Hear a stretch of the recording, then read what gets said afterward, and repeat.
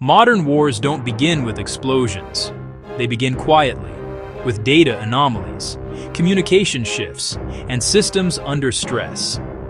The first 24 hours of a modern conflict are not about fighting, they're about control. This is not the dramatic, cinematic start of conflict that fills history books. The goal is not to destroy the opponent's army, but to seize control of the systems that allow their society to function. The battlefield has expanded. It is no longer a clearly defined geographical space marked on a map. The new battlefield is a complex web of interconnected systems. For centuries, the start of war was unambiguous. It was a physical, kinetic event. The event was loud, visible, undeniable. The declaration of war was a formal, diplomatic act that preceded the violence. This model of conflict is a relic of the industrial age. Today, we live in an information age.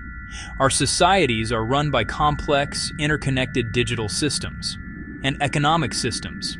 An adversary no longer needs to physically occupy territory to exert control. They can do it remotely. The goal is paralysis, not just destruction. It unfolds not on a battlefield, but across a distributed network of targets. The first 6 hours are defined by stealth. The aggressor's actions are designed to be subtle, almost imperceptible.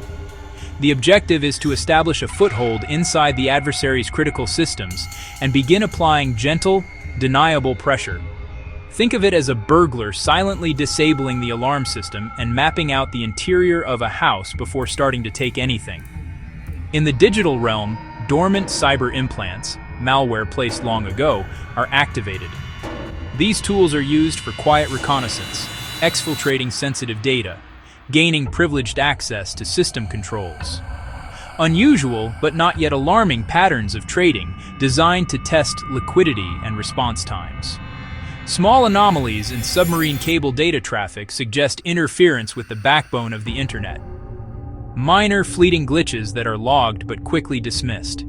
The intent is to achieve dominance before the conflict is even recognized, placing pieces on the board.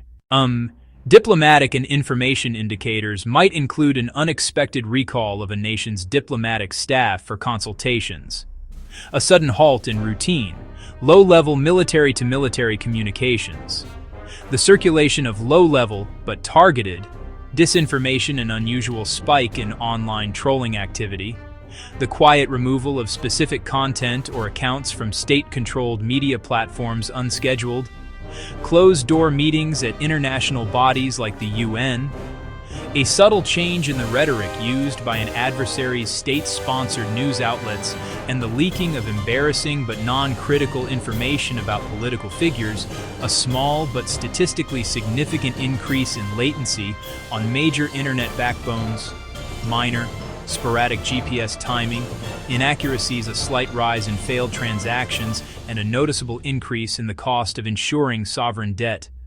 As the day progresses, the campaign moves from silent preparation to active disruption. The goal in this second phase is to engineer systemic strain, create cascading failures. No bombs are falling, but the effects are now tangible and disruptive: chaos, confusion, uncertainty. Targeted degradation of billing and customer service systems prevents customers from paying bills or reporting faults. Manipulated navigation sends a small percentage of trucks to wrong addresses. Supply chains feel it, creating shortages of specific goods, telecommunications, navigation, energy. The strain in one system ripples into others. Intermittent power in a financial district disrupts banking operations, access to money, and transaction confirmation. The defender is forced into a reactive posture, fixing symptoms without grasping the root cause. In this phase, the effects become visible to the general public, tangible disruptions to daily life. A clear pattern of systemic stress emerges across multiple, seemingly unrelated sectors. Mobile network call failures and slow internet speeds, ATMs and point-of-sale machines intermittently failing, significant delays in public transportation blamed on signaling issues, brownouts or rolling blackouts in specific areas, major news websites and government portals slow or unavailable, noticeable shortages in stores and long queues at gas stations as rumors circulate. Container tracking errors halt port operations. Emergency dispatch systems report problems. Automated factories report failures. Markets swing into extreme volatility and currency devalues sharply. The race for decision speed. This is the critical turning point. The disruptions are now undeniable. The question is no longer if something is happening, but what is happening and who is behind it. This phase is a race. It is a race between the defender's ability to see, understand, act, and the aggressor's ability to maintain confusion and press their advantage. The side that can observe, orient, decide, act faster will seize control of the situation. Bureaucratic friction is a critical vulnerability. Can agencies share data effectively across silos? The aggressor introduces contradictory information, proxy claims, and forged documents to slow decisions. A government that correctly identifies a coordinated state-level attack can harden systems, prepare countermeasures, and communicate clearly. A slow government treats each disruption as separate, allowing the aggressor to dictate the tempo.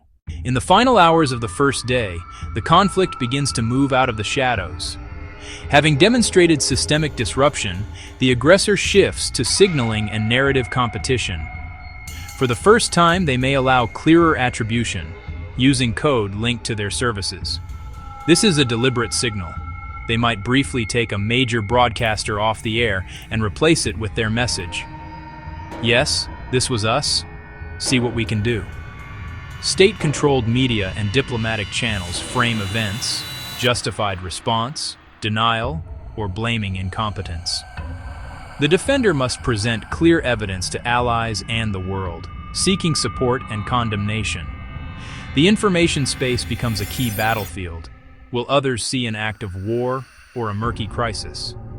The aggressor's message: we can turn off your society at will, de-escalate and meet our demands, or the next 24 hours will be much worse. This phase translates systemic control into political leverage. The first 24 hours of a modern conflict are a silent, systemic struggle for control. It does not begin with the roar of jets, but with the quiet hum of servers and the frantic clicking of keyboards. It unfolds across the invisible infrastructure that underpins a modern state. The aggressor's goal is not immediate annihilation, but engineered paralysis. By manipulating a nation's communications, markets, logistics, an adversary can gain dominance before the world recognizes a war has begun.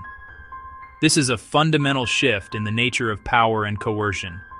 Power today is measured by system resilience, information control, engineering capability, and speed under uncertainty. The initial and perhaps most decisive phase is a contest of technical skill, cognitive speed, and systemic understanding. It is a competition to manipulate the complex, interconnected machinery of modern life. Modern war is engineered,